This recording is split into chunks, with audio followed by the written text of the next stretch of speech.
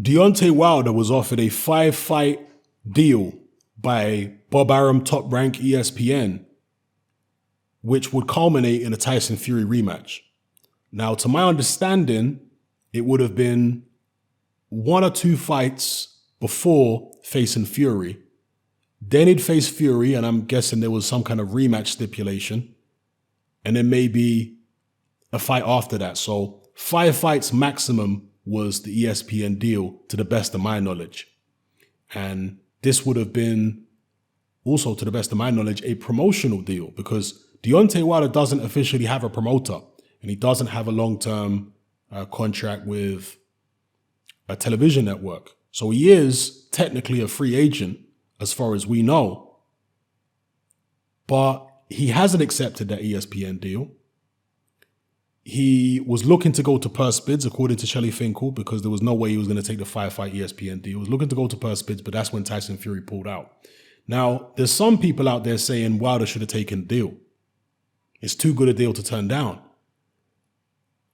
Wilder likes to make out as though he's in control of his career and he calls the shots. He's the boss. I know that's how Wilder likes to make the situation out to be, but how many of you guys actually believe that? I personally am more than convinced that Deontay Wilder doesn't have that much control over his career. I think that Al Haymon has an enormous amount of control over who Deontay Wilder fights and who he doesn't fight. And if you don't want to use the word control, maybe I should use the word influence. I think he has an extremely strong influence over who Deontay Wilder fights and doesn't fight, and when he fights them and when he doesn't fight them. And I also think Al Haymon has an enormous influence on what deals Deontay Wilder signs by way of promotional deals and television deals. That's my suspicion. Okay, I'm not accusing Al Haymon of anything. I've never seen Deontay Wilder's Al Haymon contract, but that's my suspicion. My suspicion is, even if Deontay Wilder wanted to sign that ESPN deal, he wouldn't be allowed to sign it.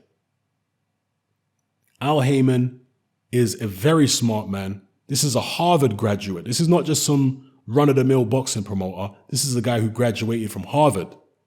This is a guy who was very successful in the music industry with big artists long before he got into boxing. So Al Haymon knows business. He knows how to put contracts together. Do you understand what I'm saying? The way that he has become this quote-unquote advisor, the way he's basically, in the eyes of a lot of people, a promoter masquerading as an advisor, that was very clever, the way he was able to do that from a business point of view. So he knows about legal wording and he has his lawyers on the case and all that kind of business. He knows what he's doing. So when he's signing a Deontay Wilder to an advisory contract, I'm sure Deontay Wilder has certain things that he can't do, or else he'll be in violation of that contract. And I suspect that one of the things he can't do is go and sign that ESPN deal. This is all speculation, of course, but other people are speculating that Deontay Wilder's just turning down the ESPN deal because what? He's scared of Fury, or he's stupid. Now, I do not think Deontay Wilder is a particularly intelligent man. That's one thing I will tell you. I think he's very emotional. I don't think he's very highly educated, and I don't think he's that street smart, to be honest with you. I think he's someone who does get a lot of people whispering in his ear and winding him up, and I think he's very easy to wind up. So I think the likes of Finkel, Haymon and all these other people whisper in his ear and wind him up, and they know how to manipulate him. That's my personal belief. So I'm not going to blame Deontay Wilder. This is basically what I'm saying. I'm not going to blame him for turning down the Bob Arum deal. And in fact, Bob Arum, being an arch rival, being an arch enemy of Al Haymon, when he made that 5-fight offer to Deontay Wilder, he knew that Wilder wasn't going to take that offer. He knew that. He knows how Al Haymon fighters operate. He knows how much sway and influence Haymon has over his fighters. So when Bob Arum made that offer, the 5-fight deal, he knew Wilder was going to turn it down. He knew that there might have been like a 1% chance that Wilder would have taken it. So why are you making a guy an offer that you're 99% sure he's going to refuse. To me, that smacks of some kind of publicity stunt by Bob Arum. Now, I'm not saying that if Wilder had accepted the offer, Arum wouldn't have gone through with it. I'm sure he would have gone through with it. I certainly would have gone through with it. But the point I'm making is he put an offer out when he must have been 99% sure that Wilder weren't going to take the offer. So to me, that's more of a publicity offer than anything. And then we come to Eddie Hearn's offer. And in fact, before I go into Eddie Hearn's offer, because I'm going to say essentially the same thing. If he really wanted Deontay Wilder to fight Tyson Fury, why not just give him a 2-fight offer for the first fight in the rematch against Fury and say, okay, they both got to be on ESPN? Why not do that? Because, yeah, Wilder's a free agent, but you know damn well that he's been fighting on Showtime and that he has a relationship with Showtime. You know damn well that his advisor and you are arch enemies. Getting him on ESPN for 2 fights against Fury, that would be quite difficult in itself. But that would be more realistic to offer him that than, say, 5 fights. It's just not realistic at all. Bob knew that he wasn't going to accept that. So at least go with something a bit more realistic if you're serious. And then we move to Eddie Hearn's offer. Eddie Hearn's offer was for 3 fights. It was for the Brazil fight to be on DAZN, then 2 fights against AJ, with a 2-way rematch clause. So if Wilder loses, he gets a rematch. Now, again, this is not the first time that Eddie Hearn has offered Deontay Wilder a deal like this, by the way, because he offered Deontay Wilder, he offered Deontay Wilder a fight against Brazil about a year ago, wasn't it? And he said that, all you have to do is fight Brazil on DAZN. That's it. It's a one-off deal. There's no strings attached. Just a one-off deal. Fight Brazil on DAZN or whoever it was, whichever voluntary or mandatory. Fight him on DAZN and that's it. You go and do your thing after that. And he's offered Deontay Wilder many deals over the years. Okay, but there was one specific deal I'm remembering where he offered Wilder a one-off fight, one-off deal, no strings attached. Do you want to take it? And what Wilder said was, if you make Anthony Joshua part of that deal, I'll consider it. Well, now he's making Anthony Joshua part of that deal. Yeah, Eddie Hearn's offer is for Wilder to fight Brazil for, I think, $15 million on DAZN. And if he gets through that, he gets the 2 fights against AJ. So it's a 3-fight deal. That is a far more reasonable deal than Bob Arum's 5-fight deal. Far more reasonable. One, because Deontay Wilder can't fight AJ next. Because AJ's already fighting in Madison Square Garden against Jarrell Miller. That's the timeline that he's on. Whereas with Bob Arum, he could have allowed Fury to fight Wilder next. He could have allowed that, but he didn't. Do you understand what I'm saying?